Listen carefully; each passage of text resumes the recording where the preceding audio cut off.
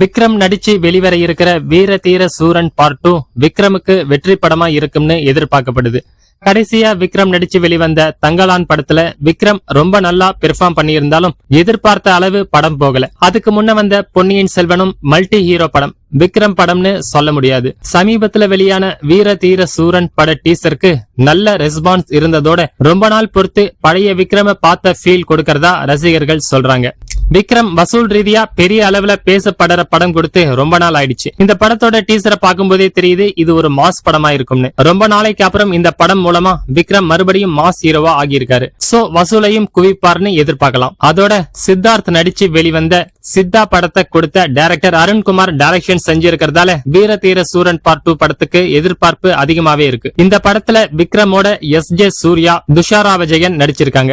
GV. Prakash இசையமைச்சிருக்காரு. படத்தோட length 1.47 நிமிஷம். 2 மணி நேரத்துக்கும் குறைவான படமா இது இருக்கும். வர பொங்கல் பண்டிகைக்கு வீர தீர சூரன் பார்ட் 2 படத்தை ரிலீஸ் பண்ணலாம்னு இருக்காங்க போல தெரியுது. பொங்கலுக்கு அஜித் நடிச்ச விடாமுயற்சி படம் வெளியிடப்படலாம்னு ஒரு நியூஸ் போய்கிட்டு இருக்கிறதால பொங்கலுக்கு விடாமுயற்சி வெளியிடப்பட்டால் வீர தீர சூரன் ஜனவரி கடைசி வாரத்துக்கு தள்ளி வைக்கப்படும்னு சொல்லப்படுது. வெறும் கமர்ஷியல் படம்ன்றதுக்கு மேல டைரக்டர் அவரோட ஸ்டைல்ல ஏதாவது மெசேஜ் வச்சிருப்பாருன்னு நம்புவோம்.